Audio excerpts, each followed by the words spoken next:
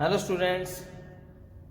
बच्चों आज हम नए चैप्टर स्टार्ट कर रहे हैं, हमारी प्रश्नावली 6। ठीक है, छठा जो चैप्टर है हमारा शुरू कर रहे हैं हम। तो इस पार्ट के अंदर हम पार्ट 1 कर रहे हैं आज एक्सरसाइज 6.1 में। बच्चों आज का पार्ट सिर्फ बेसिक वीडियो के ऊपर है। आज हम इसका बेसिक लिखेंगे, तो इसका बेसिक देख लीजिए।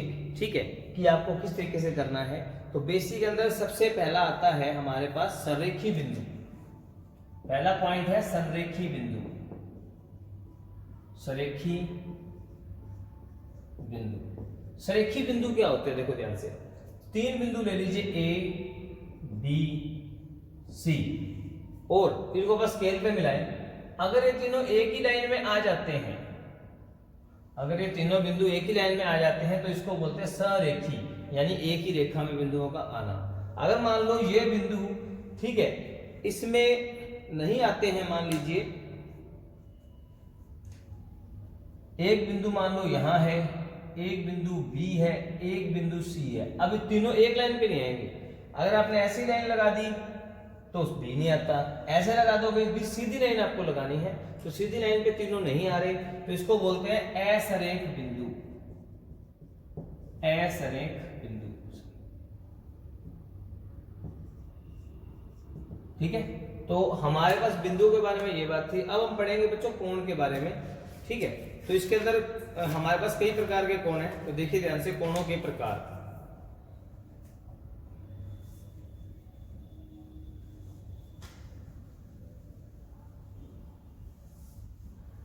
देखिए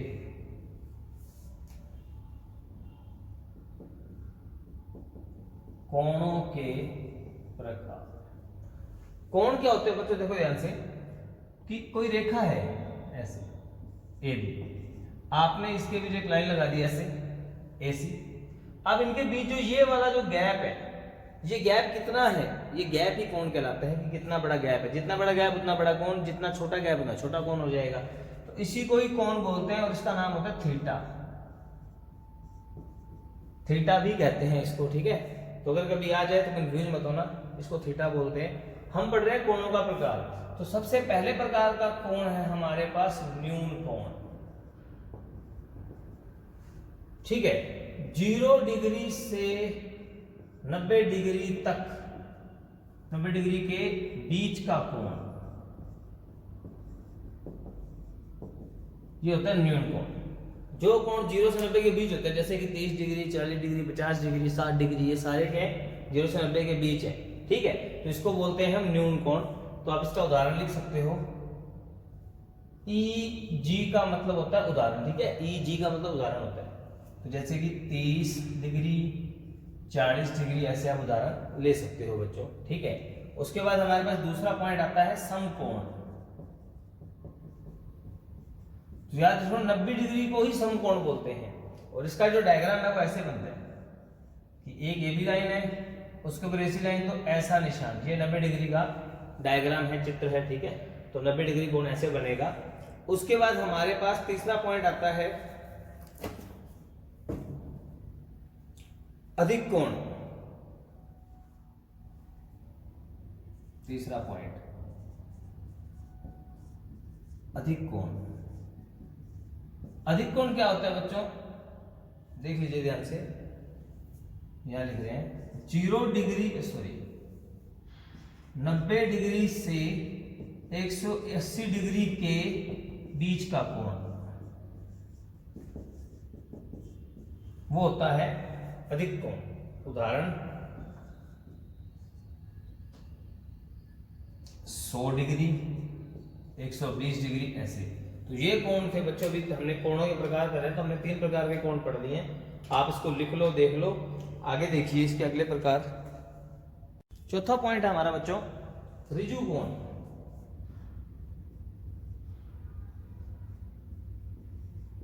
ऋजु कोण, ऋजु कोण जो है, ठीक है, इसको ये जो 180 डिग्री का कोण होता है बच्चों, इसी को हम ऋजु कोण बोलते हैं। और इसका डायग्राम ऐसा बनेगा,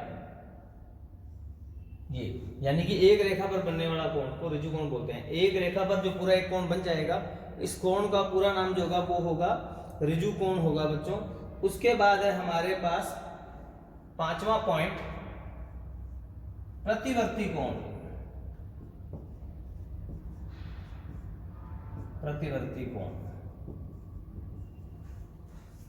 180 डिग्री से 360 डिग्री के बीच का कोण, यहां पर ये होगा प्रतिवर्ती कोण, ठीक है।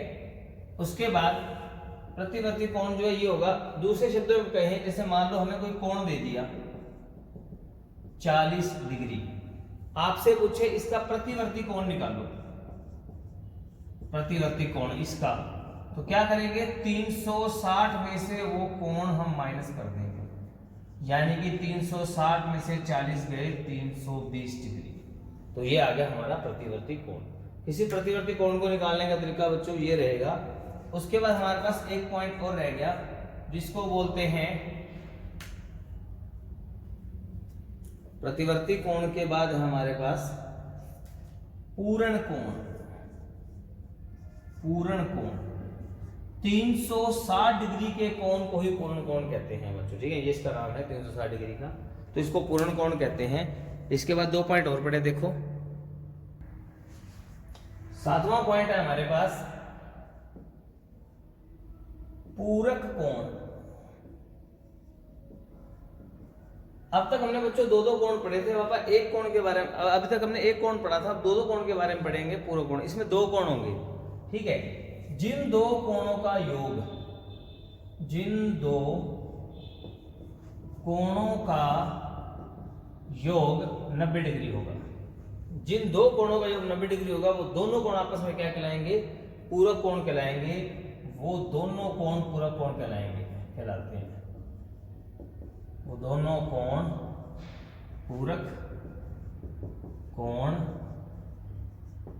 कहलाते हैं, ठीक है। वो दोनों कोण पूरक कोण कहलाएंगे।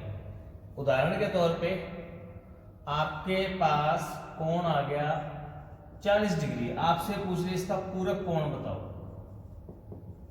तो क्या करना पड़ेगा, 90 में से घटाना पड़ेगा, क्योंकि 2 कोणों का जोड़ 90 है ना, तो 90 में से घटाना पड़ेगा 50 डिग्री। यानी कि अब ये दोनों कोण जो है 40 और 50 से दोनों का जोड़ 90 आ रहा है, तो ये दोनों कोण क्या कहलाएंगे, पूरक कोण। ऐसे ही 8वां पॉइंट आएगा समपूरक कोण।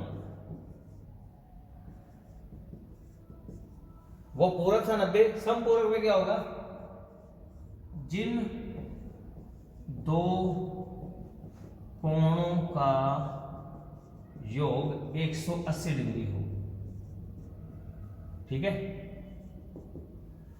तो वो दोनों कोण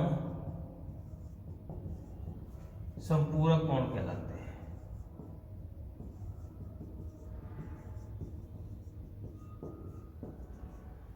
तो इसका उदाहरण देख लीजिए, कोण जी ले लेते हैं 40 डिग्री, तो इसका समपूरक कोण निकालना है,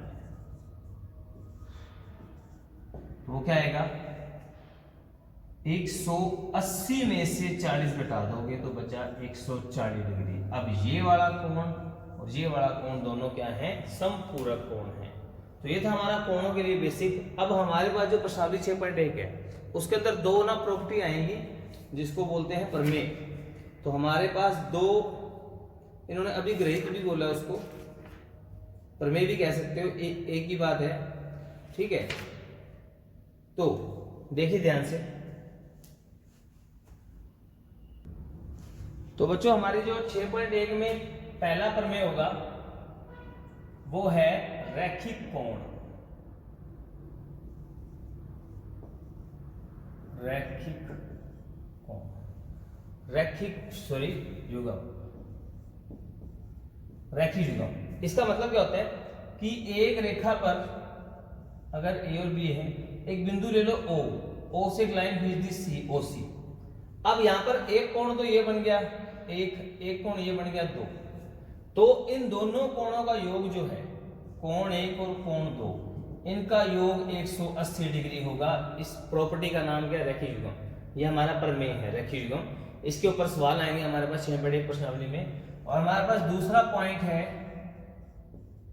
शीर्षा विमुख कोण। शीर्षा विमुख कोण कौन से होते हैं वो देखो ध्यान से। यदि 2 रेखाएं ए बी सी। यदि दो रेखाएं एक दूसरे को प्रतिच्छेद करें, यहाँ पे प्रतिच्छेद मतलब काटना होता है, प्रतिच्छेद करना या काटना।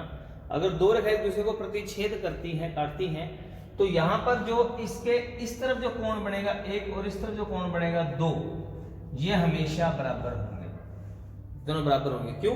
शीर्षमुख कोण है, इस प्रॉपर्टी का नाम है। अगर हम ये वाला कोण ले लेते 3, तो सामने वाले 4 के बराबर होता है। ठीक है, तो ये दो प्रॉपर्टी आप अच्छे से नोट कर लीजिए। इन दो प्रॉपर्टी पे हमारे पार्ट 2 के अंदर बच्चों 6 बड़े प्रश्नावली शुरू हो जाएगी।